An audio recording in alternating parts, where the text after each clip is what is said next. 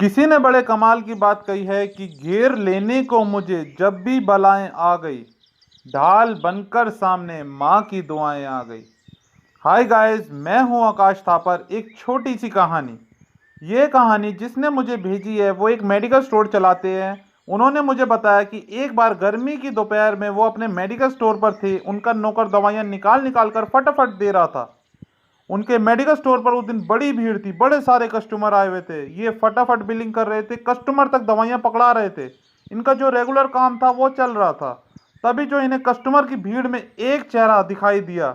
जो इनके medical store के सामने जो सड़क थी उसके पार एक पेड़ था, उसके नीचे खड़ा हुआ था। वो एक बुजुर्ग महिला का चेहरा था।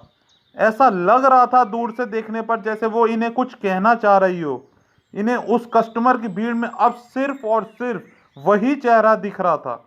इन्हें लग रहा था कि वह इनसे अपनी कुछ कहानी कहना चाह रही है, कुछ बात कहना चाह रही है, लेकिन कह नहीं पा रही।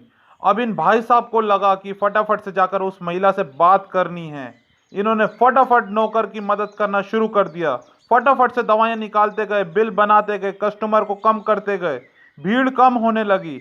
दो चार कस्टमर बचे थे। उन्होंने अपने नौकर से कहा, अब तुम देखो, 5 मिनट में वापस आ जाऊं।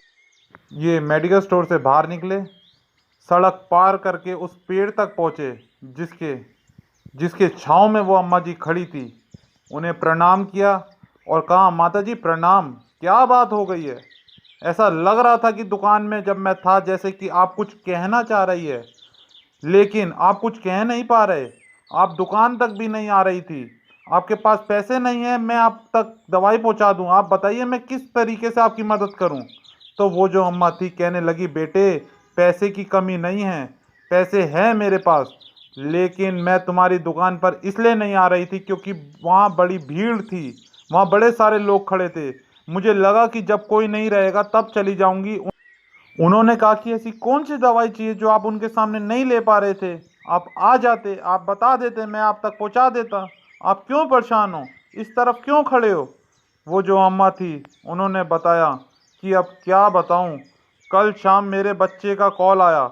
मेरे बच्चे बड़े शहर में रहते हैं और वो मुझसे मिलने के लिए हर बार गर्मियों की छुट्टी में आते हैं।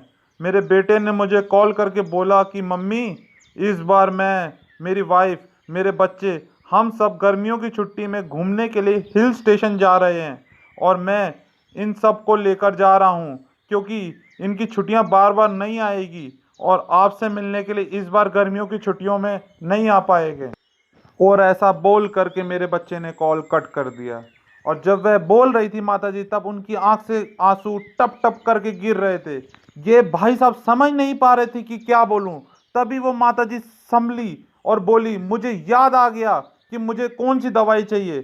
तब उन्होंने पूछा कि बताइए बताइए कौन सी दवाई चाहिए, बताइए मैं फटाफट से लेकर आता हूँ। तो अम्मा ने बोला, क्या आपके मेडिकल स्टोर पर बच्चों को भुलाने की दवाई मिलती है? मुझे मेरे बच्चों को भुलाने की दवाई चाहिए। और ये बोल करके अम्मा जी वहाँ से चुपचाप चली गई। ये भाई साहब सुन्न हो गए। ये चुपचाप अपने मेडिकल स्टोर पर आ गए और सोचने लगे, ऐसा कभी कोई दिन ना आए कि पेरेंट्स को अपने बच्चों को भुलाने के लिए एक मेडिकल स्टोर पर जाना पड़े। छोटी सी कहानी बहुत बड़ी बात सिखाती है।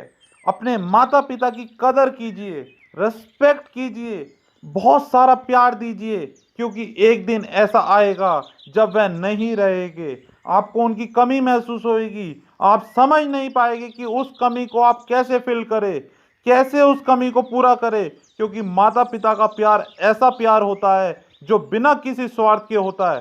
उन्हें आपसे कुछ नहीं चाहिए, उन्हें बस आपका प्यार चाहिए। आकाश थापर आपसे एक बार फिर